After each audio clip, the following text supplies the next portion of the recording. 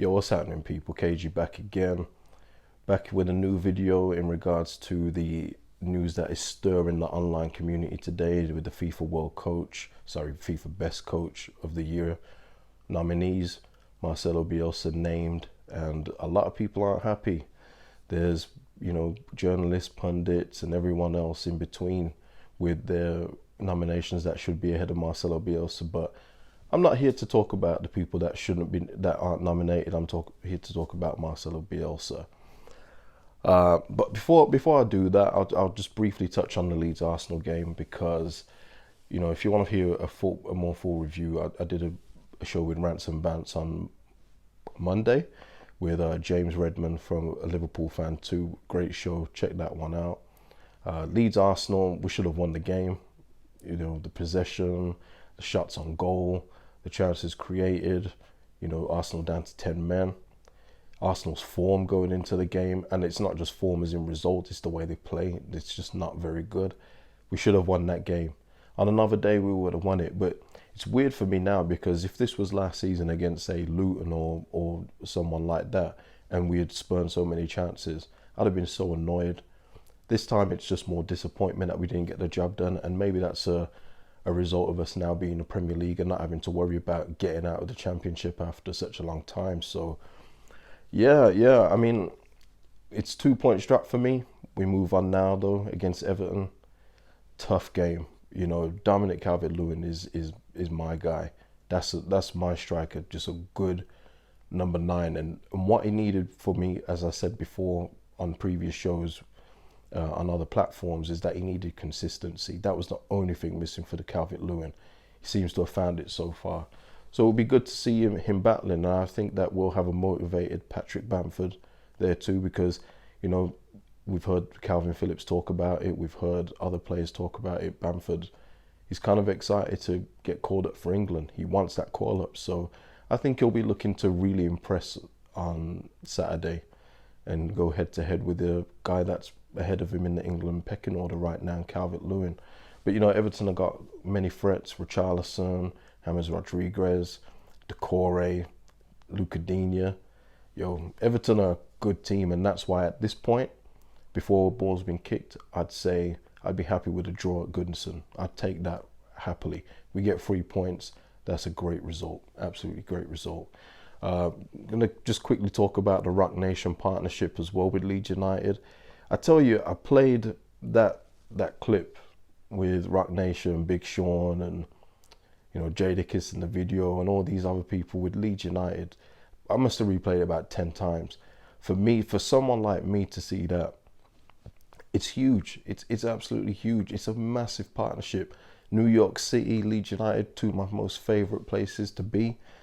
On a match day, Leeds, but New York City anyway, one of the best cities in the world, man. And to see Roc Nation and Leeds United together gas me. I'm not gonna lie. I'm still, I'm still throwing little diamonds in the sky like that right now. I'm hoping when we do score next, that the players put that diamond in the sky and we really get that partnership, consummated in that way on the pitch. But yeah, it's huge, man. Roc Nation, Leeds. These are the kind of partnerships that you want, and it's just funny looking at the comments on the official Leeds post, and a lot of people, in the Leeds fan base not having a clue about Big Sean, Roc Nation, and I'm sure some would have been happy with a partnership with Kaiser Chiefs or something like that. But we're in the big business now. This is the Premier League. These are the kind of deals that you need and you want in order to make your club and brand bigger. This is a business. This is what a lot of fans don't understand. If it was to just be a feel-good thing, I'm sure they would have partnered with the Kaiser Chiefs and we move that way. But this is huge. This is massive. It's going to open a whole brand new set of eyes to Leeds United that would not have looked before. And after the Kiko Casilla thing, the club could do with a little brand polishing after that incident. So it works great all around, and I'm excited about it, man. I want to see what collabs happen in the future between Leeds and Roc Nation. We'll keep our eyes peeled. So FIFA World Coach or FIFA Best Coach of the Year nominations. And as I said, I'm not here to talk about managers that didn't get nominated. There's a lot of people online and everywhere else on TalkSport and other platforms like that are doing those managers' cases for them. I'll just speak on behalf of why Marcelo Bielsa is a worthy candidate, and how we'll start with the promotion. No big deal. A lot of teams get promoted, but this is for a promotion for a club that has been out of the Premier League for 16 years. That a lot of people expected to be back sooner than this, when we first got relegated from the Prem. A lot of managers came, failed, and we were a dormant club for I would say a good 10 years in the 2010s, up until Marcelo Bielsa came. I mean, we had a brief renaissance under Gary Monk, fair enough, but we faded away. Marcelo Bielsa transformed everything about the club, to the culture, the work ethic, the values of the club. I mean, we've already got a FIFA Fair Play award for the letting Villa score. You know, we're just a great club like that now, I guess. But no, I mean, what people have to understand is what Marcelo Bielsa's done at Leeds United. People say, well, what's the difference between him and another coach that's got his club promoted? But the impact at a club like Leeds is huge, because no matter that we was out the Premier League for 16 years, we're a huge club. Worldwide fan base, a lot of expectation. Whenever we're on TV, the viewing numbers are up. Whenever there's a negative headline about Leeds, there's a lot more clicks. People love writing about it because we generate eyes. We're a big audience, Leeds fans. We're big engagers as well. Leeds fans in general love engaging on posts about Leeds United. So you're always going to get more credit when you're at a club like Leeds United than, say, if he had done the same thing at, say, I'm sorry to use him again, but Reading, he wouldn't have got so much attention. It's just that simple. He's done it at Leeds United. He's got that sleeping giant back in the Premier League. He's got that sleeping giant playing the same way in the Championship. In the same way in the Premier League as they did in the Championship. He's doing everything right in terms of how you play football. People love to see the way that Leeds United are playing much more than they see in the current, say, Arsenal way of playing, which is very, very negative. You know, when we go up against Man City, we went toe to toe with them. Yeah, we got crushed for about 20-25 minutes, but we really gave him a game in the end. And I think that's why he's in the running. I think it's the worldwide respect for him. I think that has a lot to do with it too. You know, people keep on talking about these trophy things and things like that. What has he won? What has he done? It's a coach of the year. And what I say to that is, hold on,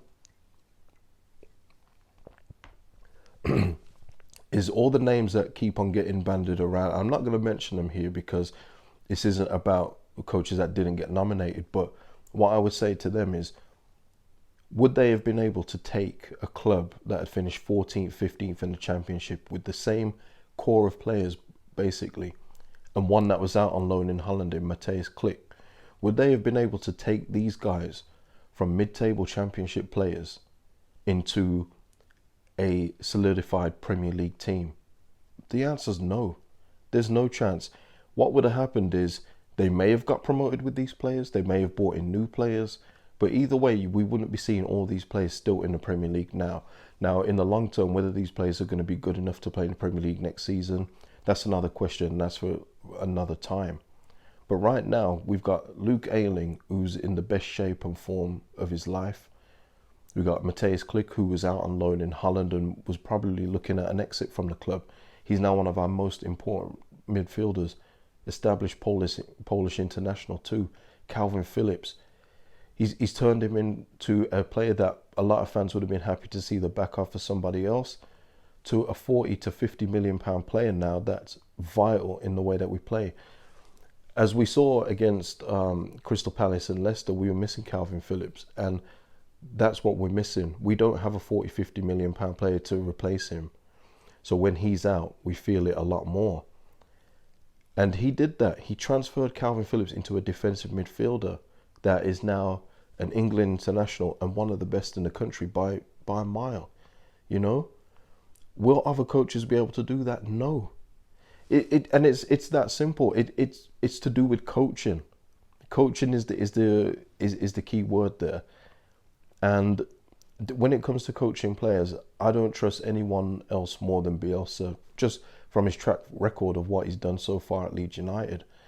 And it's just funny to see other fans and other pundits talk about what has he done, what has he won. Well, he's got the team that was sleeping out of the Premier League for 16 years back into the big time, and has made us look very comfortable in the league as well. We're going to, and again, in regards to the 2-4-1 defeats, we're going to have defeats like that.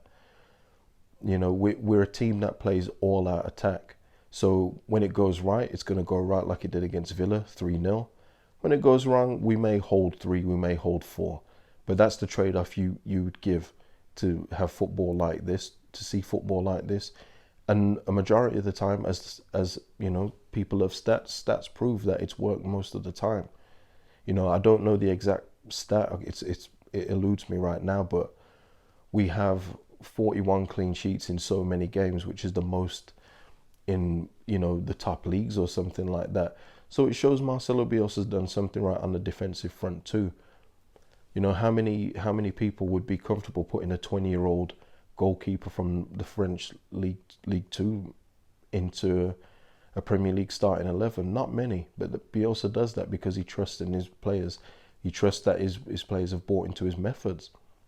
So it can't be argued that he is a top coach, and that's the argument I would have for Marcelo Bielsa being in there. Now, other candidates that haven't been nominated, other candidates that have been nominated, you know, Jurgen Klopp and Flick from Bayern, you know, they'll probably win it, and, you know, deservedly so, I guess. But there's nothing wrong with Bielsa being in the conversation for what he's done at Leeds United. And even if he doesn't win, you know, it's a fan vote, so Leeds are very good at, you know, Leeds fans are very good at getting stuff done via fan votes, as many other clubs would tell you. But if he doesn't win, we appreciate him at Leeds. I'm not speaking for everyone, I'll speak for myself. I appreciate him at Leeds United.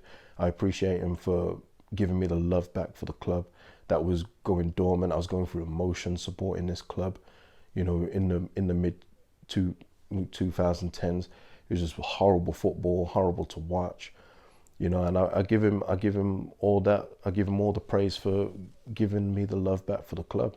That's why Marcelo Bielsa deserves to be FIFA Best Coach of the Year. So we'll look out for that result and see what happens, and see how many other people we can make unhappy. Not much else to touch on, I don't think. Can't think of nothing right now. The main thing is I wanted to talk about the Coach of the Year. So yeah, hopefully the audio's better today. Sorry. Hopefully the audio's better today. I got a new mic. And that's the reason why I didn't do a review. I'm not sure if I'm going to do a review every game, but that's the reason why I didn't do a review after the Palace game, because I wasn't really happy with the way the audio sounded for the Leicester one.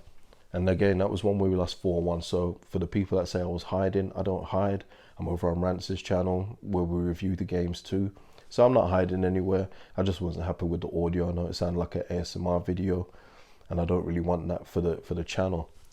So please, yeah, like, subscribe, drop a comment below if you agree that Bielsa should be in the conversation. If he shouldn't, who else should be in the conversation for Best Coach of the Year? Let me know.